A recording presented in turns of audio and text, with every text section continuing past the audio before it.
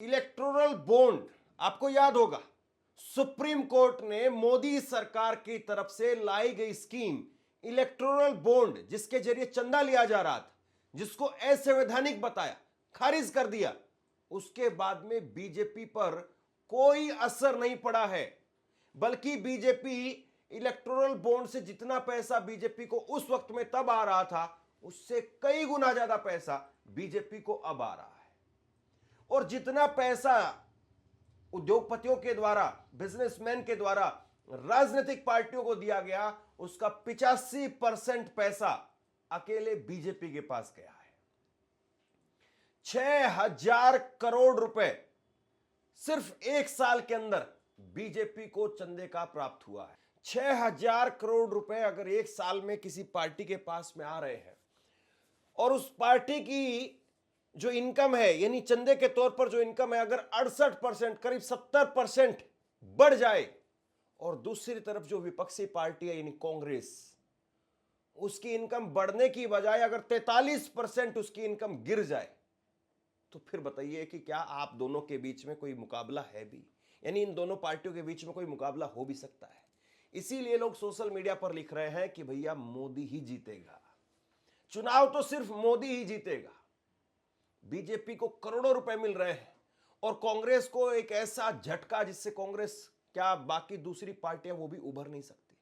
और ये मेरे पास में नहीं, ये मैं नहीं कह रहा हूं, बल्कि बीजेपी ने खुद से चुनाव आयोग में जानकारी दी है। और ये सबसे बड़ी बात, ये व्हाइट मनी है।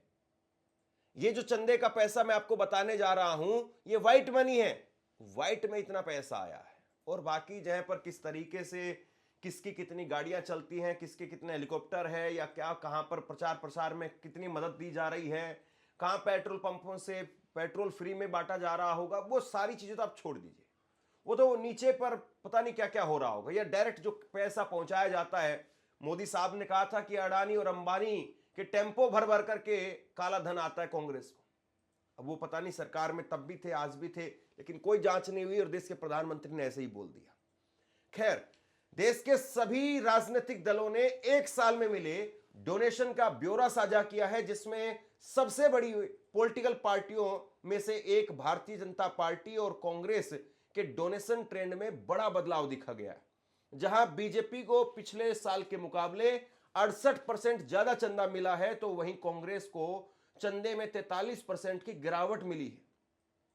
यह डेटा 2024 से 2025 के बीच का है। इस दौरान लोकसभा चुनाव और कई राज्यों में विधानसभा का चुनाव हुआ। आप सोचिए, 2024 के लोकसभा चुनाव से ठीक पहले कांग्रेस पार्टी के खाते फ्रीज कर दिए गए थे, इनकम टैक्स का नोटिस आया था, और करीब करीब 150 करोड़ के आसपास, 150 करोड़ के आसपास। और इस मामले को लेकर के अभी संसद में अजय माकन ने विस्तार से बताया भी था कि 150 करोड़ के आसपास से इनकम टैक्स ने काट भी लिया। और दूसरी तरफ खाते फ्रीज थे, फरवरी में खाते फ्रीज कर दिए गए, मार्च में चुनाव की घोषणा हुई थी, और इस दौरान हरियाणा में चुनाव हुआ, महाराष्ट्र में चुनाव हुआ, ये सब पैसे वाले स्टेट है। बिहार में अभी चुनाव हुआ है। तो ये उस दौरान लोकसभा का चुनाव और बाकी ये विधानसभाओं के चुनाव हुए, और इस दौरान बीजेपी को मालामाल पैसा मिल रहा था। चुनाव आयोग की वेबसाइट पर मौजूद जानकारी के अनुसार 1 अप्रैल 2024 से 30 मार्च 2025 के बीच में बीजेपी को, बहुत गौर से सुनिए, 6,654 करोड़ रुपए चंदा मिला है। पिछले साल के मुकाबले यह आंकड़ा 68% ज्यादा है। इसमें 40% चंदा इलेक्टोरल ट्रस्ट के जरिए आया है। प्रूडेंट इलेक्टोरल ट्रस्ट 2,180 करोड़ रुपए, और प्रोग्रेसिव इलेक्टोरल ट्रस्ट से 757 करोड़ रुपए, और न्यू डेमोक्रेटिक इलेक्टोरल ट्रस्ट से 150 करोड़ रुपए डोनेशन बीजेपी को दिया गया है। 3,112 करोड़ रुपए का चंदा अन्य इलेक्टोरल ट्रस्ट के जरिए आया है। अब जरा इस बात को समझिए कि मामला है क्या। पहले जो चंदा आ रहा था वो इलेक्टोरल बॉन्ड के जरिए आ रहा था, और इलेक्टोरल बॉन्ड के जरिए खेल क्या होता था? खेल ये होता था कि कोई पार्टी, कोई बिजनेसमैन, या आप मान लीजिए आप जाइए बैंक के अंदर, और बैंक में जाकर के कहिए कि भैया ये 100 करोड़ रुपए आप रख लो, या मेरे खाते से काट दो, और मुझे एक चेक बना करके, एक डीडी बना करके दे दो, जैसे उसको इलेक्टोरल बॉन्ड कहा जाता था, वो दे दो। वो जाकर के वो जाते थे और पार्टी के अंदर दे देते थे। मान लीजिए कि बीजेपी में आपने जाकर के उसको दे दिया 100 करोड़ रुपए, बीजेपी को सिर्फ एक कागज मिलता था, उस कागज में लिखा हुआ होता था कि ये 100 करोड़ रुपए का आपको चंदा आया है। उस पैसे को, यानी जो इलेक्ट्रॉनल बॉन्ड है, उसको जाकर के आप दोबारा से बैंक में दे दीजिए, बैंक आपको 100 करोड़ रुपए दे देगा। इसमें सबसे बड़ी बात यह थी कि किस आदमी ने 100 करोड़ रुपए दिए हैं, यह जानकारी सामने नहीं आती थी। बैंक के पास में जानकारी होती थी, सरकार के पास में होती थी, लेकिन बाकी जगह पर अगर कोई सार्वजनिक जगह पर पूछना चाहे तो उसको नहीं पता चलता था। अब वो प्रक्रिया सुप्रीम कोर्ट ने अवैध बता दी, तो अब बीजेपी लेकर के आई, सरकार लेकर के आई इलेक्टोरल ट्रस्ट। और अब क्या है, अब बिजनेसमैन वो ट्रस्ट को पैसा देते हैं और ट्रस्ट पार्टियों को पैसा देते हैं। अभी भी तकरीबन कुछ वैसा ही है, नाम सामने बहुत कम आने की गुंजाइश बची है।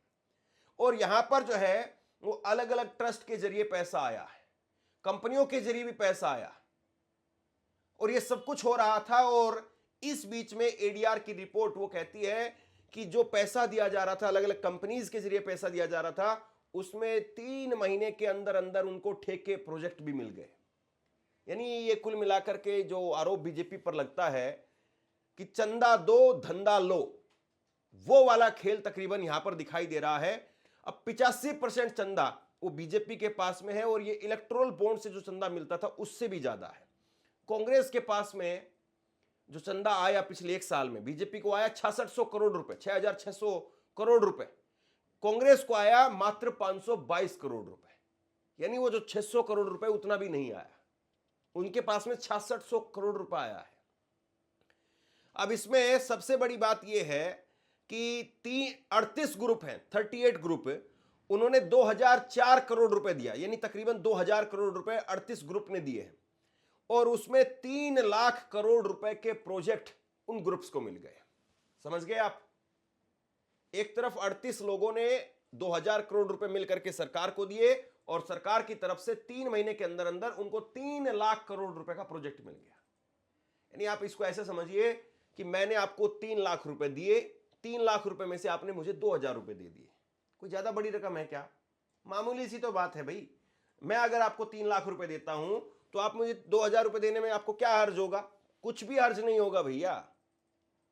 यही जो है वो पार्टी के ऊपर जो आरोप लग रहा है। और एडीआर की ग्रुप में कहा गया कि 33 ग्रुप ऐसे हैं जिसमें 5700 करोड़ रुपए का चंदा दिया, और उनको 3,70,000 करोड़ रुपए के ठेके मिल गए। ये जो है वो जानकारी निकल करके सामने आ रही है। चुनाव आयोग के अनुसार बाकी का चंदा कुछ कंपनियों और लोगों से प्राप्त हुआ है। कॉर्पोरेट्स और डोनर्स ने सबसे बड़ा चंदा सीरम इंस्टीट्यूट ऑफ इंडिया ने दिया है। कंपनी ने 100 करोड़ रुपए का चंदा दिया है। 95 करोड़ रुपए का चंदा रंगरूटा सन्स प्राइवेट लिमिटेड, 67 करोड़ रुपए का चंदा वेदांता और मैक्रोटेक डेवलपर्स उन्होंने दिया है। 65 करोड़ रुपए का चंदा बजाज ग्रुप की 3 अलग अलग कंपनियों ने दिया है, और 65 करोड़ रुपए, जबकि डिराइव इन्वेस्टमेंट ने 50 करोड़ रुपए का चंदा दिया है। बीजेपी को मालाबार गोल्ड से 10 करोड़ रुपए, कल्याण ज्वेलर्स से 15 करोड़ रुपए, द हीरो ग्रुप से 23 करोड़ रुपए, दिलीप बिल्डकान ग्रुप से 29 करोड़ रुपए, और आईटीसी लिमिटेड से 35 करोड़ रुपए, वेव इंडस्ट्री से 5 करोड़ रुपए, और जोरोधा इन्वेस्टमेंट कंपनी से करीब 1.5 करोड़ रुपए का चंदा मिला है। तो बीजेपी को जो है चंदा ही चंदा बरस रहा है। बीजेपी के पास में पैसा ही पैसा है साहब, और ऐसे में दूसरी पार्टियों को ये लोग घास भी नहीं डाल रहे हैं। अभी जो है वो ये जो है खुलासा हुआ था संसद के अंदर कि अजय माकन उन्होंने कहा कि मैंने कुछ उद्योगपतियों से बात की कि भैया पहले जो आप देते थे उसमें तो कुछ ना कुछ हमें भी मिल जाता था, उधर भी मिल जाता था। तो उन्होंने कहा कि जब कांग्रेस की सरकार थी तो 60 और 40 का रेशो था, यानी 60% सरकार को देना होता था, 40% विपक्ष को देते थे। अब तो 5% का रेशो भी नहीं बचा है, यानी 95% सरकार को दे दें तब भी वो 5% विपक्ष को देने के लिए तैयार नहीं। अब बताइए चुनाव निष्पक्ष हो पाएंगे? भाई चुनाव लड़ने के लिए आज की तारीख में पैसा चाहिए या नहीं चाहिए? मोटा खेल ये है, और उस खेल में देखिए ये मिल रहा है। कांग्रेस के चंदे में 43% की गिरावट हुई है। कांग्रेस की बात करें तो 2024 से 25 के बीच में पार्टी को 522 करोड़ रुपए चंदा मिला है, जबकि उससे पहले पिछले साल उसको 1129 करोड़ रुपए की डोनेशन मिली थी। तीसरे नंबर पर पश्चिम बंगाल की सीएम ममता बनर्जी की पार्टी तृणमूल कांग्रेस को 184 करोड़ रुपए का चंदा मिला, जो पहले 618 करोड़ रुपए का चंदा था। यानी केवल कांग्रेस पर ही शिकंजा नहीं कसा है, सबकी गर्दन एक तरीके से, या यूं कहें कि चूड़ी टाइट कर दी गई है। अब जरा एक छोटा सा उदाहरण आप और देख लीजिए। बीजेपी और कांग्रेस का जो बैंक बैलेंस है, 2004 में जब अटल बिहारी वाजपेयी की सरकार थी, 2004 के अंदर, उस वक्त में कांग्रेस के पास में थे 38 करोड़ रुपए, कांग्रेस विपक्ष की पार्टी थी, बीजेपी के पास में थे 88 करोड़ रुपए। ये जरा देखते रहिए अपने पास में इधर। 2009 में कांग्रेस के पास में 221 करोड़ रुपए थे, कांग्रेस सरकार में आ गई थी, बीजेपी के पास में 150 करोड़ रुपए थे। यानी अंतर कोई बहुत ज्यादा नहीं है, जमीन आसमान का अंतर नहीं है। आगे देखिए, 2014 में जब बीजेपी सरकार में आने वाली थी, उस वक्त में कांग्रेस के पास में 390 करोड़ रुपए थे और बीजेपी के पास में 295 करोड़ रुपए थे। यानी तकरीबन बराबर बराबर पैसा था 2014 में। यानी लोगों ने पहले से ही बीजेपी को पैसा देना शुरू कर दिया था। 2019 में आप देखिए कितना भयंकर तरीके से अंतर हो गया है। कांग्रेस के पास में 315 करोड़ रुपए और बीजेपी के पास में 3562 करोड़ रुपए। जहां पहले जो है वो बिल्कुल कम अंतर आपको दिखाई दे रहा है 2004 में, 2019 में, 2014 में, लेकिन 2019 आते आते नरेंद्र मोदी जब सत्ता में 5 साल रह चुके थे, अंतर जो है वो पूरी तरह से 80%, 90% से ऊपर चला गया। उधर 315 करोड़ रुपए और इधर 3562 करोड़ रुपए। फिर 2024 में 133 करोड़ रुपए, कांग्रेस और नीचे गिर गई बढ़ने की बजाय, और बीजेपी वो 3 गुना पैसा और बढ़ गया, 10,107 करोड़ रुपए बीजेपी के पास में चंदा चला गया। क्या वाकई मुमकिन है कि आप ऐसे में फ्री एंड फेयर इलेक्शन देख पाए? भाई आज के वक्त में रैलियां होती हैं, डोर टू डोर कैंपेन चलते हैं, फेसबुक पर, यूट्यूब पर प्रचार जो है वो होता है। अब बहुत सारे लोग चुनाव के दौरान जो है वो हमारी वीडियोस आती है तो उसमें ऐड देखते हैं कि बीजेपी का ऐड आ रहा है। बहुत सारे लड़के, बहुत सारे लोग जो है वो कमेंट करते हैं कि भैया ऐसा तो नहीं कि आपने बीजेपी से पैसा ले लिया है, हम वीडियो देखते हैं तो बीजेपी का ऐड आता है। अरे भाई हम नहीं करते हैं, वो सब ऑटोमेटिक है। गूगल को पैसा दिया गया है पार्टियों की तरफ से, और जिसका जितना ज्यादा पैसा जाएगा उसकी ऐड उतनी ज्यादा आएगी। कांग्रेस की 10 में से 1 बार ऐड आएगी, बीजेपी की 10 में से 9 बार आएगी, क्योंकि वहां ज्यादा पैसा गया। तो हमारे हाथ में नहीं है। अभी भी आप ये वीडियो देख रहे हैं, इसमें 2 ऐड आएंगी, 4 ऐड आएंगी, तो वो कंपनी की थ्रू आती है। तो गूगल को पैसा देना, यूट्यूब, फेसबुक को पैसा देना, बाकी लोकल जो है वो ऑटो रिक्शा, मेट्रो में, ट्रेन में, हर जगह पर जो है वो प्रचार करना, फिर बड़े बड़े इन्फ्लुएंसर से बुलवाना, सब में पैसा लगता है। और अगर आपके पास में पैसा ही नहीं है तो आप कैसे चुनाव लड़ेंगे, किस तरीके से चुनाव लड़ेंगे? ये बहुत बड़ा सवाल है। सभापति महोदय, आप बड़े हैरान होंगे, सदन बड़ा हैरान होगा। मैं कुछ आंकड़े देना चाहता हूं। हर इलेक्शन के बाद हम ये बताते हैं कि कितना पैसा खर्च हुआ, और साथ में ये भी बताते हैं कि कितना पैसा हमारे बैंक अकाउंट के अंदर है, और ये लेवल प्लेइंग फील्ड की बात इससे निकल करके आती है। 2004 के अंदर भाजपा के बैंक बैलेंस, बैंक अकाउंट के अंदर 2004 के बाद 88 करोड़ थे। हमारे कांग्रेस के बैंक के अंदर 38 करोड़ थे, लगभग 2 गुना भाजपा के हमसे ज्यादा थे। हमारी सरकार आई, ज्यादा हमारी स्ट्रेंथ थी, तो ज्यादा स्ट्रेंथ के बेसिस पे हमें ज्यादा पैसा मिला, और भाजपा के बैंक के अंदर 150 करोड़ रुपए 2009 के बाद में आए, और कांग्रेस के बैंक अकाउंट के अंदर जमा 221 करोड़ रहे।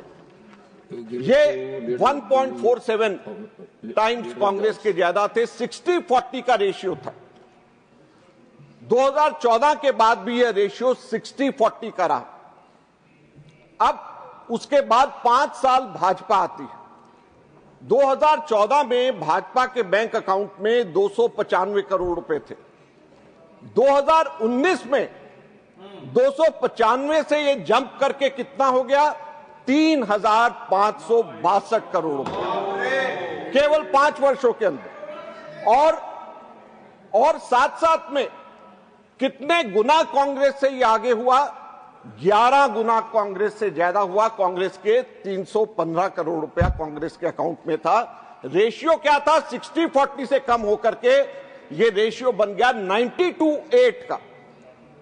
उसके बाद में 2024 आता है और चौंकाने वाली फिगर, सभापति महोदय 3,562 करोड़ से बढ़कर के भाजपा के खातों में कितने पैसे भाजपा के अकाउंट में है?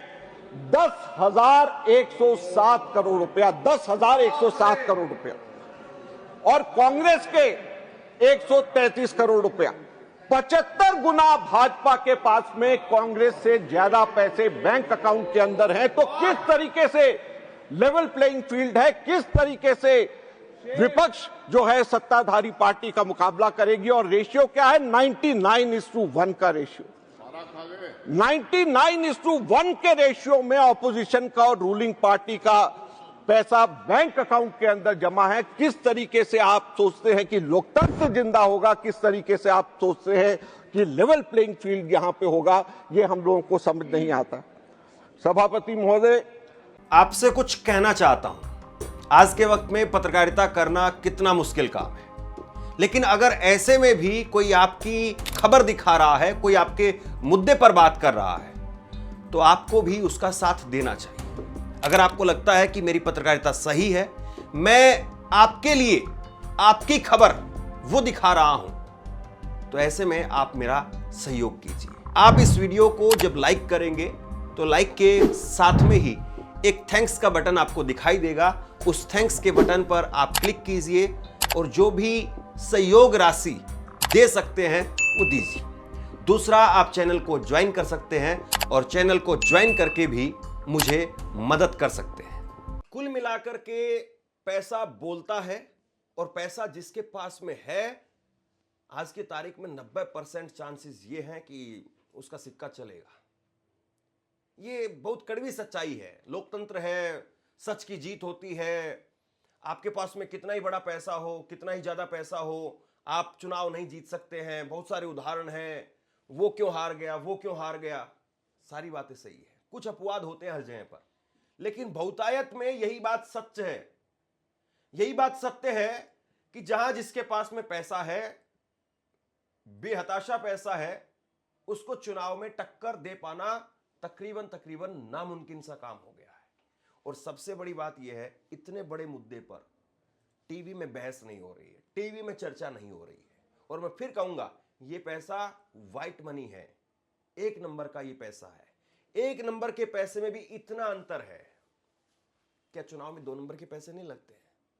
किसी से पूछ लीजिए, कोई भी सर्वे कर लीजिए, 99% आदमी यही बात कहेंगे कि ऐसा तो हो ही नहीं सकता है। बाकी क्या हो रहा है, क्या नहीं हो रहा है, उसको आप भली बात ही समझते हैं। शेयर कीजिए इस खबर को, और आप क्या सोचते हैं नीचे कमेंट बॉक्स में लिख करके जरूर बताइए। बहुत बहुत धन्यवाद।